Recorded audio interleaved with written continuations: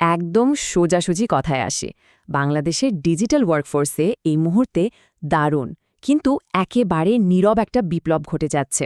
বছরের পর বছর ধরে গিগ ইকোনমি বা ফ্রিল্যান্সিং বলতে আমরা যা বুঝতাম তার পুরো খোলো নলচে একেবারে পাল্টে যাচ্ছে। অভিজ্ঞ ফ্রিল্যান্সাররা এখন আর শুধু আপওয়ার্ক বা ফাইভারের মতো প্ল্যাটফর্মের আশায় বসে থাকছেন না, তারা রীতিমতো নিজেদের স্বাধীন এজেন্সি করে তুলছেন। কিন্তু কেন হঠাৎ এই বিষয়ের পরিবর্তন, আর ঠিক কিভাবে তারা এটা করছেন? চলুন ডেটা আর ফ্যাক্টসের ভিত্তিতে আজকের এই বিশ্লেষণে পুরো ব্যাপারটা একদম ধাপে ধাপে বুঝে নেওয়া যাক। গিগ ইকোনমি বাইরে থেকে দেখতে যতটা গ্ল্যামারাস মনে হয়, এর ভেতরের ভিত্তিটা কিন্তু ঠিক ততটাই ভঙ্গুর। আর জুলাই ২০২৪-এর ঘটনাটা এর সবচেয়ে বড় প্রমাণ। ভাবুন তো, রাজনৈতিক অস্থিরতার কারণে যখন টানা ৫ দিনের জন্য ইন্টারনেট বন্ধ ছিল, তখন ঠিক কতটা ভয়াবহ পরিস্থিতির সৃষ্টি হয়েছিল। খুলনার একজন ফ্রিল্যান্সারের কথা জানা যায়, যিনি আক্ষরিক অর্থে রাতারাতি তার রানিং প্রজেক্ট থেকে প্রায় $১,০০০ হারিয়েছিলেন। ডেডলাইন মিস হওয়া, প্রোফাইলে নেগেটিভ রিভিউ চলে আসা আর বছরের পর বছর ধরে তৈরি করা ক্লায়েন্টদের চিরতরে হারিয়ে ফেলার মতো ঘটনাগুলো চোখে আঙুল দিয়ে দেখিয়ে দেয় এই মডেলটা আসলে কতটা অনিরাপদ হতে পারে। আর ব্যাপারটা কিন্তু শুধু গুটি কয়েক মানুষের মধ্যে সীমাবদ্ধ নেই। আমাদের দেশে বর্তমানে প্রায় ৬,৫০,০০০ সক্রিয় ফ্রিল্যান্সার রয়েছেন। হ্যাঁ, সংখ্যাটা বিশাল। ডিজিটাল সেবা দেওয়ার মাধ্যমে এই মানুষগুলো প্রতি বছর $৫০০ মিলিয়নেরও বেশি বৈদেশিক মুদ্রা আমাদের অর্থনীতিতে যোগ করছেন।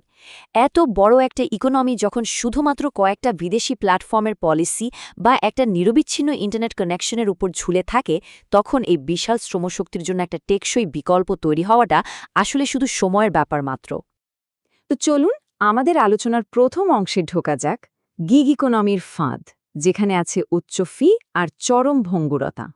বৈশ্বিক প্ল্যাটফর্মগুলো আন্তর্জাতিক বাজারে ঢোকার দারুণ সুযোগ করে দিলেও এর জন্য কিন্তু বেশ চড়া মূল্য চোকাতে হয়।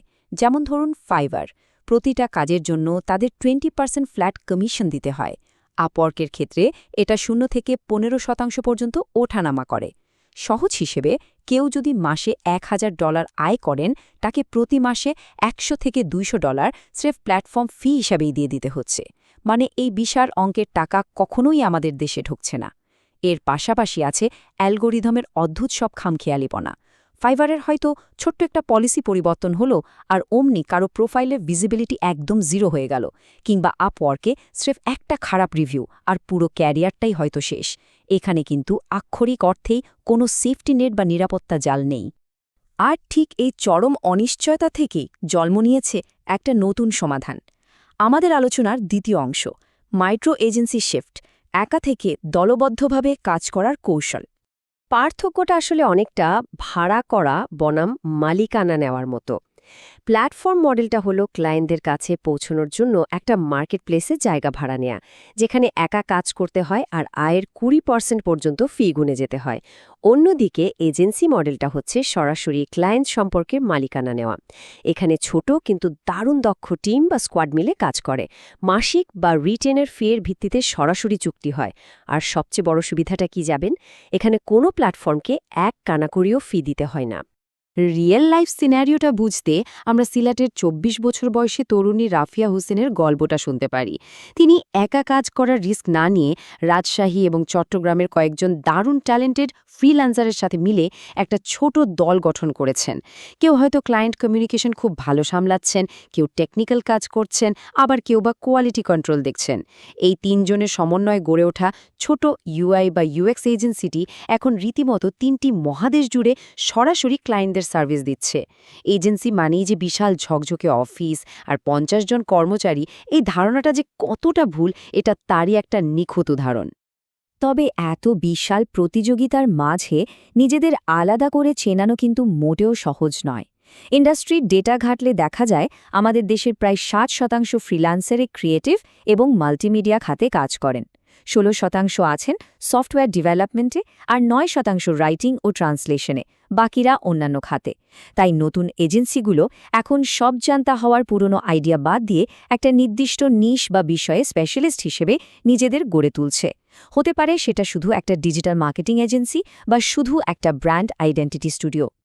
তবে বৈশ্বিক বাজারের একটা কঠিন বাস্তবতার কথাও আমাদের মানতে হবে। সিইও ম্যাগাজিনের শীর্ষ ফ্রিল্যান্সিং দেশের তালিকায় বাংলাদেশ কিন্তু সম্প্রতি ২৯তম স্থানে নেমে এসেছে। এর মূল কারণটা হচ্ছে স্কিলস গ্যাপ বা দক্ষতার ঘাটতি। গ্লোবাল মার্কেটে এখন এআই ইন্টিগ্রেশন, ডেটা অ্যানালিটিক্স আর সাইবার সিকিউরিটির মতো হাই ভ্যালু কাজের মারাত্মক চাহিদা, অথচ আমাদের ফ্রিল্যান্সারদের একটা বড় অংশ এখনও সেই সাধারণ কাজগুলোতেই আটকে আছেন। তবে হ্যাঁ, আশার কথা হলো আমাদের উচ্চাভিলাষী নতুন এজেন্সিগুলো ঠিক এই ঘাটতিটাই পূরণ করার জন্য মরিয়া হয়ে কাজ করছে। এখন মনের মধ্যে নিশ্চয়ই একটা বড় প্রশ্ন ঘুরপাক খাচ্ছে। মার্কেটপ্লেস ছাড়া এরা সরাসরি ক্লায়েন্ট পাচ্ছে কিভাবে? ক্লায়েন্ট কি আকাশ থেকে পড়ছে? একদমই না।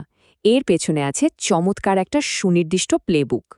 প্ল্যাটফর্মকে পুরোপুরি পাশ কাটিয়ে যাওয়ার জন্য তারা সুনির্দিষ্ট কয়েকটা স্ট্র্যাটেজি ব্যবহার করছেন। প্রথমত, লিঙ্কডইনকে তারা একটা বৈশ্বিক শোরুম বা স্টোরফ্রন্ট হিসেবে কাজে লাগাচ্ছেন। ২০২৪ সালের পেওনিয়ারের একটা ডেটা শুনলে অবাক হবেন। যারা সক্রিয়ভাবে লিঙ্কডইন ব্যবহার করছেন তাদের আয় বছরওয়ারি 31% পর্যন্ত বেড়েছে। দ্বিতীয়ত হচ্ছে টার্গেটেড কোল্ড ইমেল। ধরুন, যুক্তরাজ্যের কোনো ছোট ব্যবসার পুরনো ওয়েবসাইট দেখে সরাসরি ইমেইলে তাদের একটা সলিড প্রস্তাব পাঠানো হচ্ছে। এখানে ২০০ জন বিডারের সাথে কোনো ইঁদুর দৌড় নেই কোনো প্ল্যাটফর্ম ফি।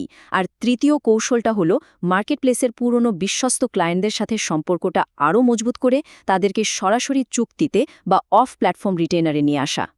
চলুন এবার আলোচনার তৃতীয় অংশে যাওয়া যাক, স্বনির্ভরতার পথে বাধা এবং বেড়ে ওঠার সংগ্রাম।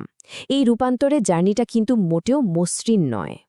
বাধাগুলো আসলে বেশ কাঠামোগত এবং অনেক গভীর। প্রথমে আসে পেমেন্ট ইনফ্রাস্ট্রাকচার। বাংলাদেশ ব্যাংকের বৈদেশিক রেমিটেন্স আনার নিয়মকানুন বেশ কড়া, আর দেশীয় ব্যাংকগুলোর মাধ্যমে ওয়্যার ট্রান্সফারও অনেক ধীর গতির। দ্বিতীয়ত, বিদ্যুতের নির্ভরযোগ্যতা। ঢাকা বা চট্টগ্রামের বাইরে যখন একটা টিম কড়া ডেডলাইন নিয়ে কাজ করে, তখন হঠাৎ লোডশেডিং বা আনস্টেবল ইন্টারনেট পুরো প্রজেক্টকেই মারাত্মক ঝুঁকিতে ফেলে দেয়। আর শেষ চ্যালেঞ্জটা হলো আইনি কাঠামো।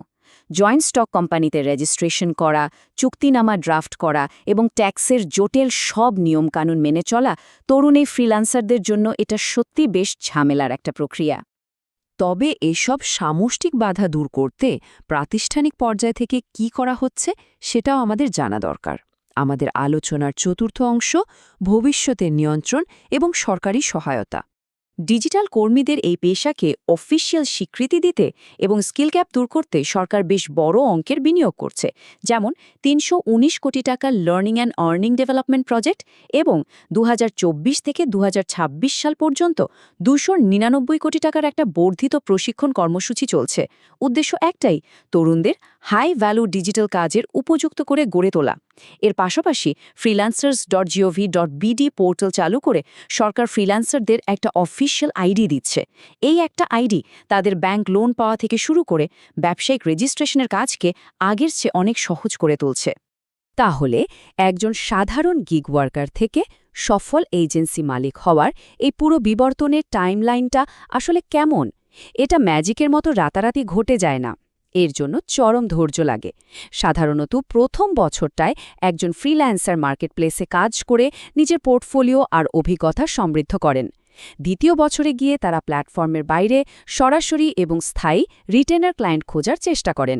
আর তৃতীয় বছরে গিয়ে যখন তাদের একটা স্থিতিশীল আয় নিশ্চিত হয়ে যায়, তখন তারা কাজের পরিধি বাড়াতে ছোট কিন্তু স্পেশালাইজড দল গঠন করে পুরোপুরি একটা মাইক্রো এজেন্সির রূপ দাঁড় করান। পুরো ব্যাপারটাকে যদি আমরা একটা বাক্যে সামারাইজ করি, তাহলে দাঁড়ায় ক্লায়েন্টদের কাছে শুধু অ্যাক্সেস ভাড়া না নিয়ে সরাসরি সেই সম্পর্কগুলোর মালিকানা নেওয়ার একটা সিদ্ধান্ত। এটা স্রেফ কাজের ধরনের পরিবর্তন নয়, এটা একটা বিশাল ব্যবসায়িক দর্শনের পরিবর্তন। আমাদের তরুণ আর মেধাবী ডিজিটাল ওয়ার্কাররা এখন খুব ভালোভাবেই বুঝতে পেরেছেন যে মিডলম্যান বা প্ল্যাটফর্মকে বারবার ফি দেওয়ার চেয়ে সরাসরি ক্লায়েন্টের সাথে সম্পর্ক তৈরি করাটাই দীর্ঘমেয়াদের সবচেয়ে বুদ্ধিমানের কাজ। আজকের এই বিশ্লেষণ শেষ করার আগে একটা খুব জরুরি প্রশ্ন রেখে যেতে চাই। বিশ্বজুড়ে ডিজিটাল শ্রমবাজার যেভাবে দ্রুত বিবর্তিত হচ্ছে তাতে পুরনো প্ল্যাটফর্মগুলো কি শীর্ষ প্রতিভাদের ধরে রাখতে বাধ্য হয়ে নিজেদের মডেলে কোনো বড় পরিবর্তন আনবে, নাকি এই স্বাধীন মাইক্রো এজেন্সি মডেলটাই একসময় আন্তর্জাতিক রিমোট ওয়ার্কের চূড়ান্ত মানদণ্ড হয়ে দাঁড়াবে? ব্যাপারটা সত্যি গভীরভাবে ভাবনার দাবি রাখে। আজকের আলোচনায় এতক্ষণ সাথে থাকার জন্য অসংখ্য ধন্যবাদ।